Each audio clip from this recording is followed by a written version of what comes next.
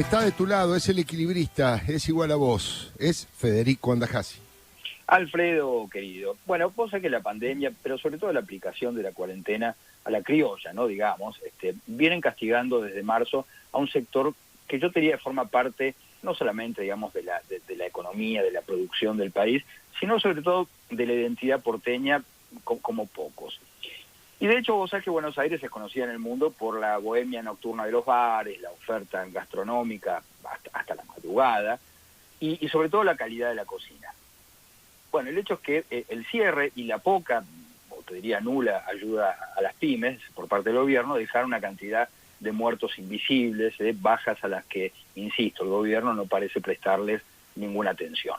Y hay una enorme cantidad de bares, de restaurantes, que si bien no bajan los brazos, bueno, tampoco pueden subir las cortinas porque las restricciones ponen en riesgo la rentabilidad del local. Y a otros, bueno, la realidad les pasó por encima y de hecho cerraron definitivamente. La Flor de Barracas, un bar de los más tradicionales, había dicho basta en mayo, un bar porteño, tanguero, arrabalero, bien popular por excelencia. Parecía que no se iba a levantar del cross a la mandíbula fatal de esta cuarentena.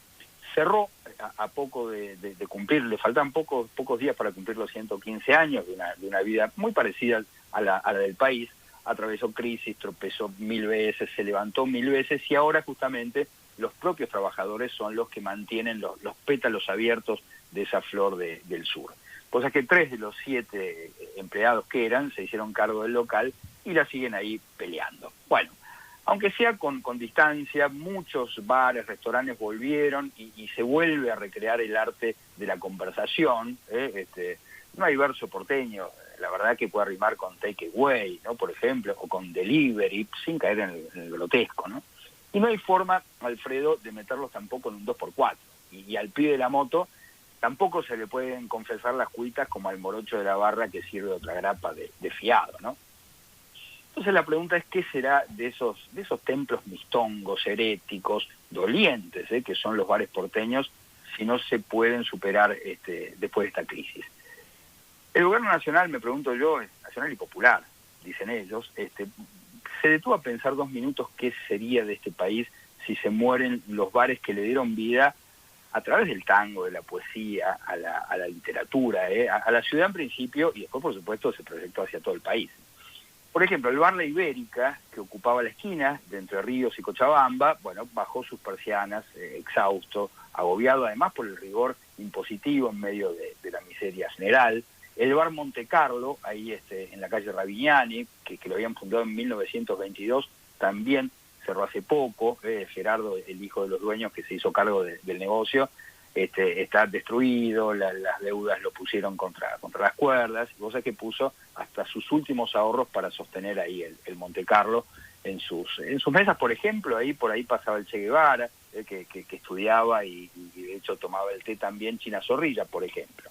Bueno, ahora los parroquianos huérfanos del bar dejan cartelitos pegados en las persianas cerradas que le dicen volvé Monte Carlo, los vamos a extrañar. Pues es, Alfredo, que como tantos otros autores, también yo escribí la mayor parte de mis libros en los bares de Buenos Aires. Y de hecho, vos sabés que me crié en el centro y heredé de mi abuelo, Samuel Merlín, la mesa que él dejó vacante en el bar de la Academia, ahí en Callao y Corrientes, cuando él murió. Lo reemplacé ahí con mis cuadernos, mis libros y mis manuscritos, y fue ahí en la Academia donde escribí, por ejemplo, mi primera novela, que fue El Anatomista. Todavía no había Wi-Fi. Claro, a mí me quedaba cómodo porque estaba muy cerca de la Biblioteca del Congreso y la de la Caja de Ahorro, ahí frente a la Plaza del Congreso.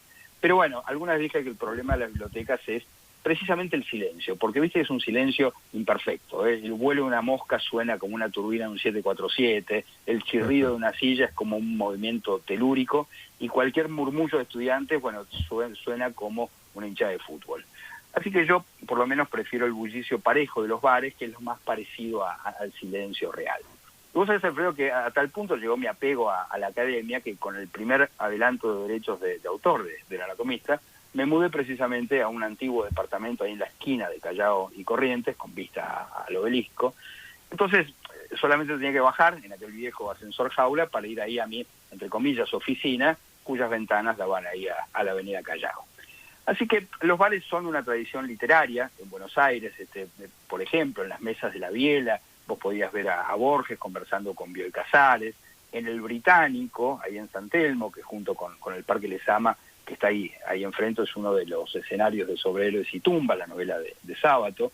En el Tortoni, bueno, legendario, entre las décadas del 20 y el 40, ahí se reunía La Peña, que era un grupo encabezado por Benito Quinquela Martín, y también ahí iba Alfonsina Storni, Juana de Barburú, Conrado Roxlo, Roberto Ar, Borges.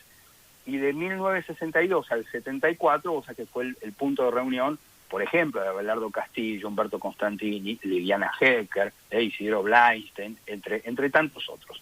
Y de esos encuentros surgieron las revistas literarias emblemáticas, ¿no? El Grillo de Papel, El Escarabajo de Oro, El Ornitorrinco.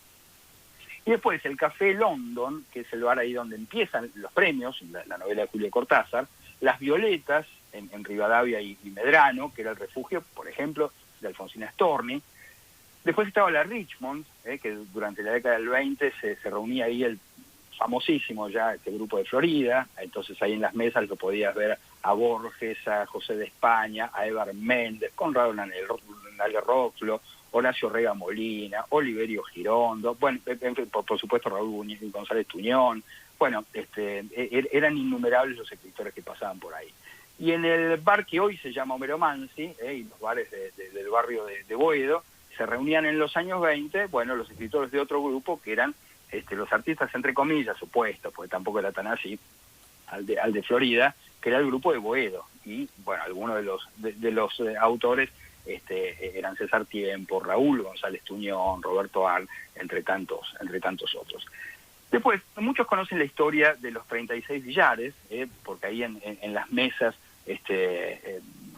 podía verse, en aquel entonces, por supuesto, conversaciones entre Federico García Lorca y Abelardo Arias, y replicando a España, pero en escala chiquita, ahí en el Café Iberia, en Avenida de Mayo y Libertad, bueno, se encontraban los republicanos, y en la vereda de enfrente, en el bar El Español, paraban los franquistas, ¿no? Una especie de guerra civil, pero literaria.